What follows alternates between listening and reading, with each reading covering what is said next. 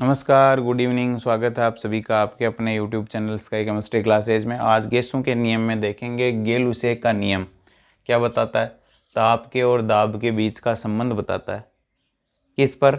स्थिर आयतन पर और स्थिर गैस की मात्रा पर ताप और दाब के बीच में क्या रिलेशन है वो बताता है। तो आपको पता है स्वचालित जो वाहन है उनके टायरों के अंदर गैसों का दाब समान बना रहता है, लेकिन गर्मियों के दिनों में टेम्परेचर बढ़ता है, दाब बढ़ जाता है, टायर फटते हैं। सर्दियों के दिनों में टेम्परेचर घटता है, दाब घट जाता है। लेकिन गैस क्या भरी हुई है? वही गैस, समान गैस भरी हुई है, आयतन समान है, कोई परिवर्तन नहीं हुआ है।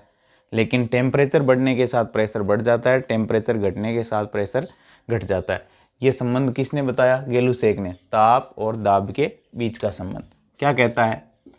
स्थिर आयतन V एवं स्थिर गैस की मात्रा पर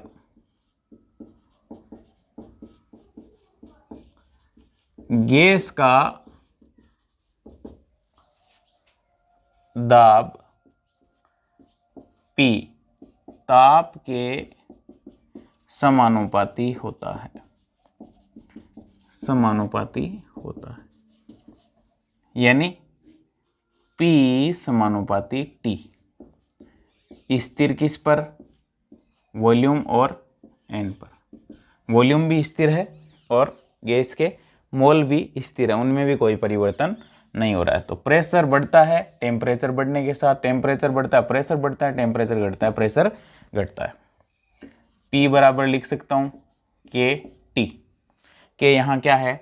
स्थिरांक है। T को इधर ले आऊँ तो P बटा T बराबर हो जाएगा K। यदि ताप T1 पर प्रेशर, यदि T1 पर प्रेशर P1 तो T2 पर कितना हो जाएगा? P2। इसी समीकरण को यूँ लिख सकता हूँ P1 बटा T1 बराबर P2 बटा T2। क्रॉस मल्टीप्लाई कर दो तो ये हो जाएगा P1 बटा P2 बराबर ये T1 हो जाएगा उधर T1 बटा T2। जब टेम्परेचर T1 है तो प्रेशर P1 है, T2 हो जाएगा तो प्रेशर बढ़ करके P2 हो जाएगा। ये क्या होगा? एक दूसरे के समानुपाती होगा। जब वॉल्यूम क्या है? फिक्स है और गैस की मात्रा क्या है? स्थिर है, तब की बात है। तो यह है गेल-लुसेक का नियम। ग्राफ के रूप में जब बताएं इसको तो इस तरीके से प्रदर्शित कर सकते हैं। टेम्परेचर और प्रेशर एक दूसरे के समानुपाती हैं तो मूल बिंदु से निकलती हुई इस प्रकार की रेखाएं प्राप्त होती हैं। ये अलग अलग वॉल्यूम पर है, V1, V2, V3, V4। और हर एक लाइन लेते समय आयतन क्या रखा गया है? नियत रखा गया है, इसलिए क्या कहलाती है? सम आयतनी रेखाएं कहलाती है। यानी ये ग्राफ लेते समय वॉल्यूम रखा गया था V1, दूसरा ये ग्राफ जब प्राप्त किया गया तो V2, फिर V3 और V4। यानी टेम्परेचर प्रेशर के क्या है? समानुपाती है, लेकिन आयतन हर एक ग्राफ के टाइम क्या था? फिक्स था। इसलिए इनको क्या कहते हैं? सम आयतनी रेखाएं कहते हैं। सम आयतनी रेखाएं कहते हैं। तो ये बात हो गई सम आयतनी रेखाओं की प्रेशर और टेम्परेचर के बीच में संबंध की। अब देखो आगे देखते हैं अपन अवोगाद्रो का नियम, आयतन अणु संख्या में संबंध। और अवोगाद्रो कहता है कि निश्चित ताप एवं दाब पर, निश्चित ताप और दाब पर गैसों के समान आयतनों में, गैसों के समान आयतनों में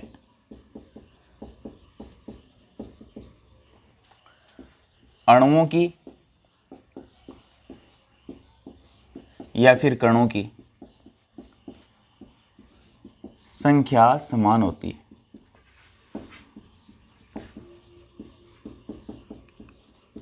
यह है अवोगाद्रो का नियम। निश्चित ताप है और निश्चित दाब है। समान ताप और समान दाब पर गैसों के आयतन समान है तो उनमें अणुओं की संख्या या कणों की संख्या भी समान होगी। जैसे एक रिएक्शन ले लेते हैं अपन 2H2 gas plus O2 gas reaction करके 2H2O जलवाष्प बनाते हैं।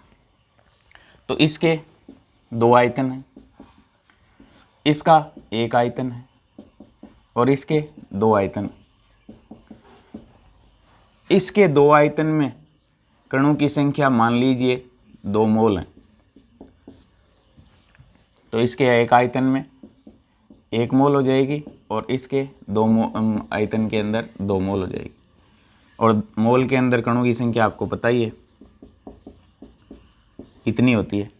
तो 2 मोल में कणों की संख्या इतनी, तो इसके 2 मोल में भी कणों की संख्या इतनी होगी, बराबर होगी। समान ताप और दाब पर गैसों के समान आयतनों में अणुओं की संख्या या कणों की संख्या समान होती है और अणुओं की संख्या बढ़ने के साथ आयतन बढ़ता है गैसों का और अणुओं की संख्या घटने के साथ आयतन घटता है। यह है किसका? अवोगाद्रो का नियम। तो 2 मोल में इसमें कणों की संख्या इतनी, इसके 2 मोल में भी इतनी। यदि 1 मोल की निकालनी है तो इसका 1 मोल और इसका 1 मोल भी आपस में बराबर हो जाएंगे। समान आयतन में अणुओं या कणों की संख्या समान होती है। अब STP पर 1 मोल आदर्श गैस का, STP का मतलब है 0 डिग्री सेल्सियस और 1 बार दाब, स्टैंडर्ड टेम्परेचर एंड प्रेशर पर 1 मोल आदर्श गैस का आयतन फिक्स होता है 22.4 लीटर आयतन घेरती है। 22.4 लीटर होता है। और NTP पर नॉर्मल टेम्परेचर एंड प्रेशर ये हो जाएगा कितना?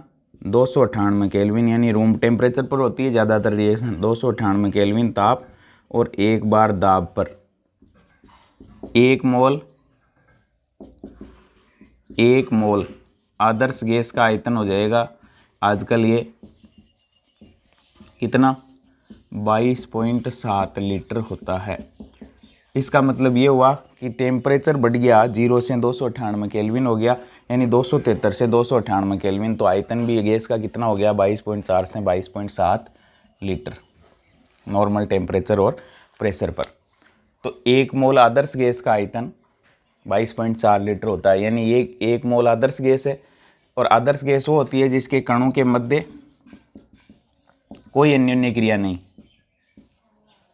यानी न आकर्षण न ही प्रतिकर्षण, उसको कहते हैं आदर्श गैस। तो उसके 1 मोल का आयतन कितना हो जाएगा? 22.4 लीटर। और NTP पर कितना? 22.7 लीटर। 2 मोल का कितना हो जाएगा? 2 गुणा 22.4 लीटर या 2 गुणा 22.7 लीटर हो जाएगा। ये तो बात हुई अवोगाद्रो के नियम की। मैथमेटिकल रूप से कैसे लिख सकते हैं? वॉल्यूम गैस के अणुओं की संख्या या कणों की संख्या के समानुपाती होता है, यानी कणों की संख्या बढ़ने के साथ आयतन बढ़ता है, कणों की संख्या घटने के साथ आयतन घटता है। स्थिर P और T पर, तो इसको लिख सकता हूँ V बराबर एक कांस्टेंट दे देते हैं Kn। N आपको पता है पदार्थ के मोल, N बराबर होता है पदार्थ का ग्रामों में द्रव्यमान बटा पदार्थ का मोलर द्रव्यमान। N की वैल्यू यहाँ रख दो। V बराबर हो जाएगा KW बटा M। M को इधर ले आओ और V को इधर ले जाओ, यानी इनको क्रॉस मल्टीप्लाई कर दो, तो M बराबर हो जाएगा KW बटा V। अब आप जानते हो चूंकि W बटा V बराबर होता है D, घनत्व बराबर होता है द्रव्यमान बटे आयतन। तो W बटे V बराबर क्या रख दो? इनकी जगह D रख दो, तो M बराबर हो जाएगा KD, या M समानुपाती लिख सकते हैं D के, यानी पदार्थ का या गैस का मोलर द्रव्यमान उसके घनत्व के क्या होता है? समानुपाती होता है। M है मोलर द्रव्यमान, D घनत्व, V आयतन और W पदार्थ का या गैस का द्रव्यमान। इससे कह सकते हो गैस का मोलर द्रव्यमान गैस के घनत्व के समानुपाती होता है। तो यह है अपना अवोगाद्रो का नियम। निश्चित ताप और दाब पर गैसें यदि समान आयतन रखती है तो उनमें कणों की संख्या भी समान होती है। जैसे इसके भी 2 आयतन है, इसके भी 2 आयतन है, इसमें कणों की संख्या और इसमें कणों की संख्या बराबर होती है। लेकिन एसटीपी पर 1 मोल आदर्श गैस का आयतन इतना घेरती है वो, और एनटीपी पर 1 मोल आदर्श गैस का आयतन 22.7 लीटर होता है। ये कांस्टेंट वैल्यू है, याद रखनी है अपने को, महत्वपूर्ण है। यानी इसके 2 मोल का आयतन कितना, 22.4 इंटू 2 यानी 44.8। इसके 1 मोल का आयतन 22.4, उसके 2 मोल का आयतन कितना, यानी मैं इसको स्टोइकियोमेट्रिक अनुपात में यूँ लिख सकता हूँ। इसके 2 मोल का आयतन 2 गुणा 22.4 लीटर, इसके 1 मोल का आयतन 22.4 लीटर, और उसके 2 मोल का आयतन हो जाएगा 2 गुणा 22.4 लीटर। इस तरीके से लिख सकते हैं।